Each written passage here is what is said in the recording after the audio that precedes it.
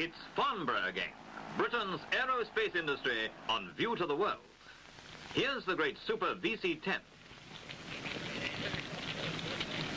and the hardy little Beagles, the Airedale and the Husky. There are aircraft for businessmen and the all-purpose hovercraft.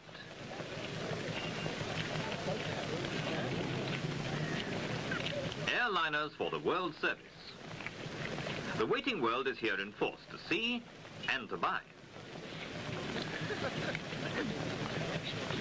A newcomer, the huge short Belfast freighter, and from the same company, the Skyvan, ideal for small airfields.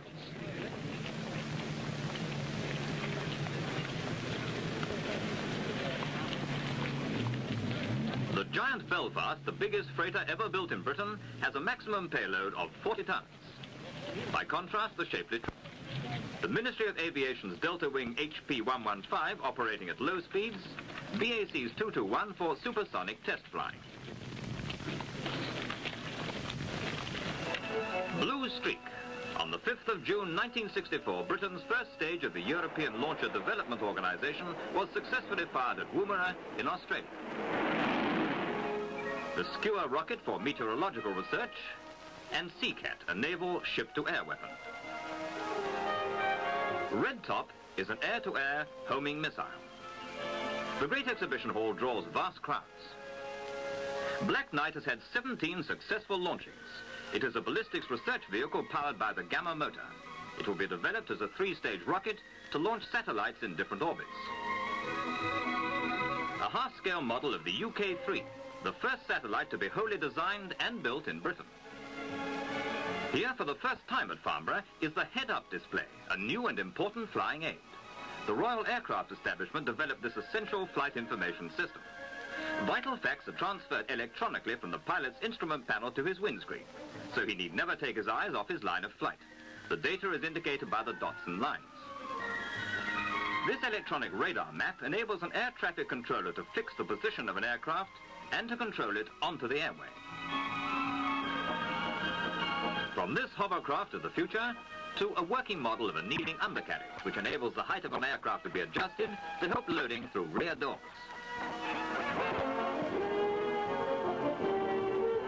Long and careful study was needed before deciding on the ideal wing shape for the Anglo-French Concorde. Many different shapes were made and tested before the final design was approved.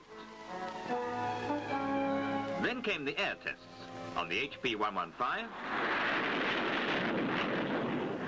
and the BAC 221, both of which are steps to solve the problems of low and high speeds in the Concorde. But already the eyes of British designers look further to the future, to speeds more than 4 times as fast as sun. These are perhaps the shapes of airliners to come. Wave riders, whose design, originated by RAE scientists, enables them to concentrate the compression wave underneath the wing, so they literally ride upon it. Who knows, such aircraft might fly from London to Sydney in 6 hours. But first models are exhaustively tested in a supersonic wind tunnel. On a special shadow screen, the conical compression wave can clearly be seen beneath the model.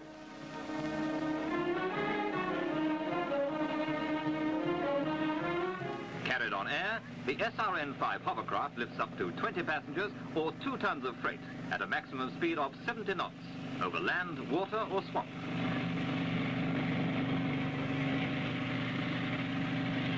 And now it's the turn of the helicopters.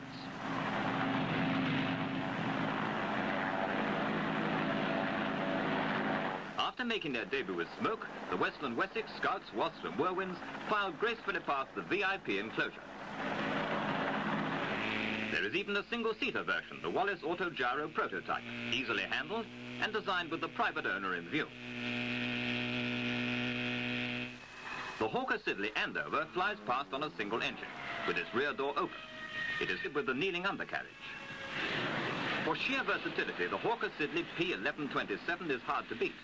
Powered by a Bristol Siddeley Pegasus BS-53 engine, its swiveling jet nozzles enable it to use the shortest airstrips, rise and land vertically, and hover.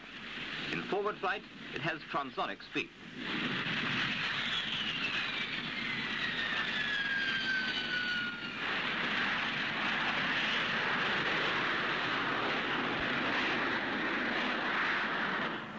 BAC 221 has a Rolls-Royce Avon jet.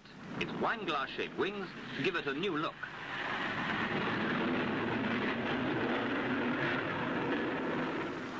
The HP 115 was built to study low-speed flying characteristics. Its unique handling qualities are here shown in this Dutch roll.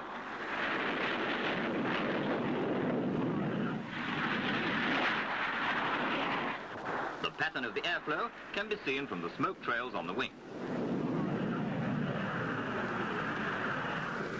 The Jet Provost Mark IV, a twin-seater trainer combining speed with great maneuverability. Hawker Siddeley's brilliant strike aircraft, the Buccaneer, in a new improved version, the S2. 2 Rolls-Royce Spey jets drive it. It is in production for the Royal Navy. The largest of the popular Beagle series is the twin-engine B206, a 5 to 7-seater executive aircraft. Another executive aircraft, but more powerful, the Hawker Siddeley 125, a 6 to 8-seater powered by 2 Bristol Siddeley Viper jets. Now a small freighter with a great potential, the short Skyback. This tough little aircraft has a capacious fuselage. It is fitted with a rear door for easy loading. The same firm's huge Belfast strategic military freighter can carry up to 220 fully equipped men or a load of 40 tons. It has 4 Rolls-Royce Tyne turboprop engines.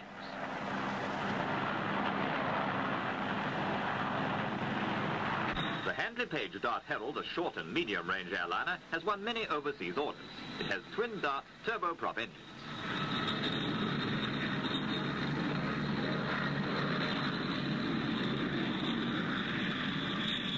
In their defensive role as strategic bombers, the famous Victor and Vulcan show their teeth. They carry the Blue Steel standoff bomb underneath the fuselage. Both have an impressive performance below radar level. Vulcan is powered by the Bristol Siddeley Olympus, and Victor II by Rolls-Royce Conway engine.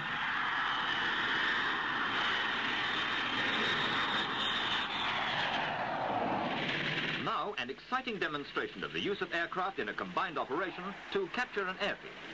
As the helicopters land troops and equipment, watch is kept overhead by Sea Vixens and Scimitars of the Fleet Air Arm. Transport and heavier weapons follow them down.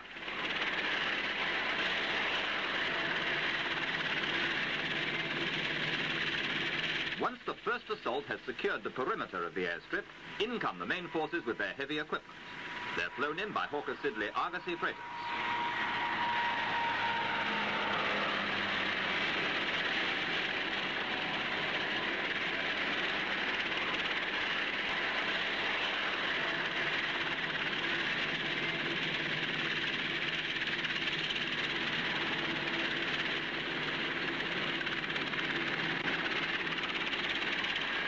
Operation completed, and away go the Argosies.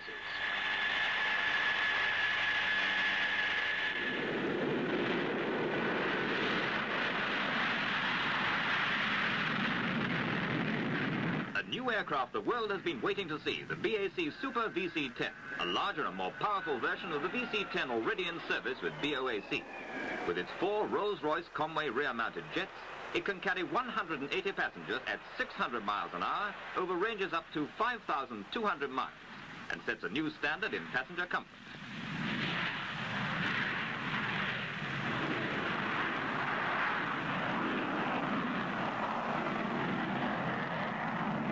The Hawker Siddeley Triton has 3 rear-mounted Rolls-Royce Spey bypass engines to nurse its 100 passengers in silent flight at nearly 600 miles an hour. Like the VC-10, it is equipped for blind landings in fog. The world's first and most successful short-haul jet airliner, the BAC-111. With its twin rear-mounted Spey engines, it carries its 79 passengers at 550 miles an hour.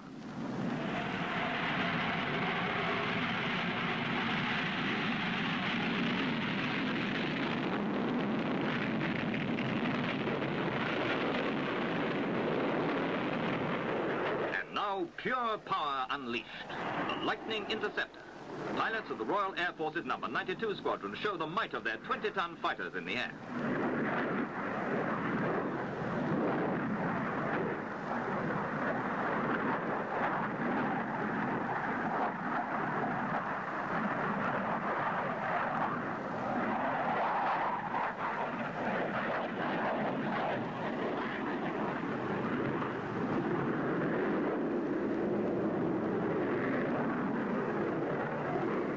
much training does it take to do this?